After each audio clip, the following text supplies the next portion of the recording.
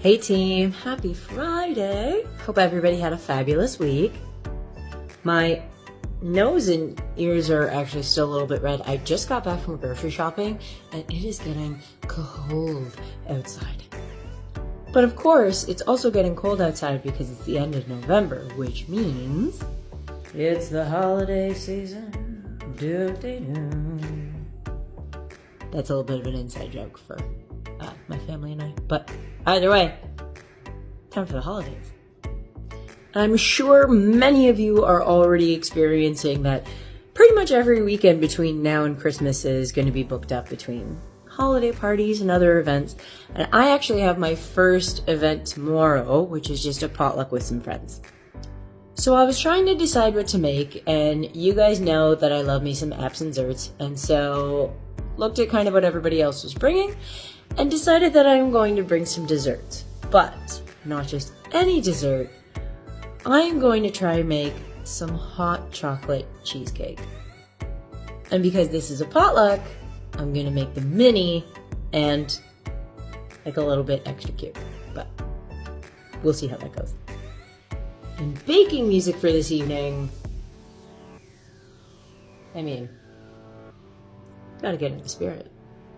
So starting off super simple, we have filled our little pan here with some mixture of Oreo crumbs and some melted butter. That's what's gonna give us the crust. And we've packed it in really nice and tight to give us that nice layer on the bottom. So now working on the filling, you're probably thinking, Lisa, what makes this different than just, chocolate cheesecake? Well, because we're actually going to use hot chocolate in the filling, right?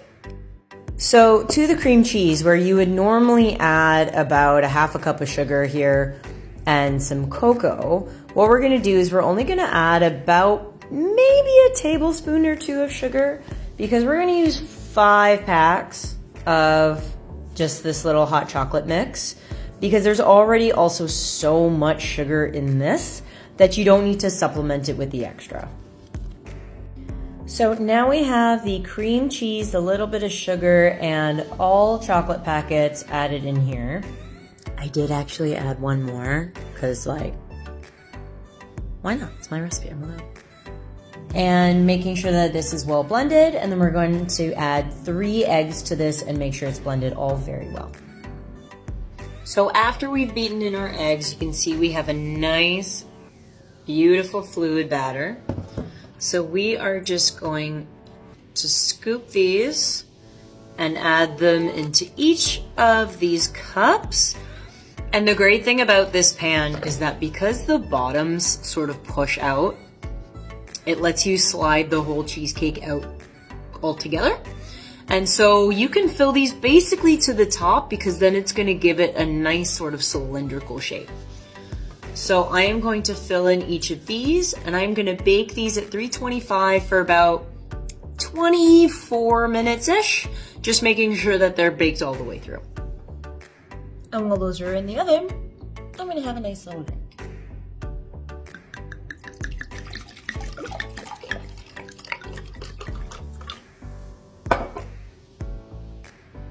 Hey Lisa, are you drinking wine out of a Christmas mug? Maybe. But no joke, they smell like a cup of hot chocolate. And so I'm pretty excited. Okay team, so now that these are fully cooled, before I put them into the fridge to really set, first of all, they look pretty cute. They're a little rough on top, but they, kind of just look like the top of regular hot chocolate. So, because we're going to be a little bit extra, because it's a potluck, and we want these to look super cute, of course, what is hot chocolate without marshmallows? And so we are going to I nuked the marshmallows in the microwave for about 10 seconds just so that they're really sticky. And we are just going to put a marshmallow into the middle of all of these cheesecakes. And then this is the extra factor. I found these mini candy canes at any grocery store. You know, they're just your typical candy canes.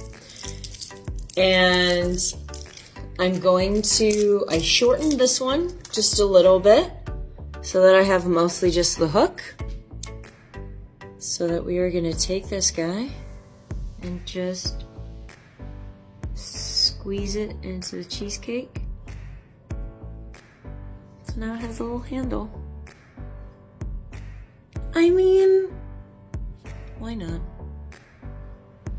I'm gonna finish these up and y'all have a fun weekend.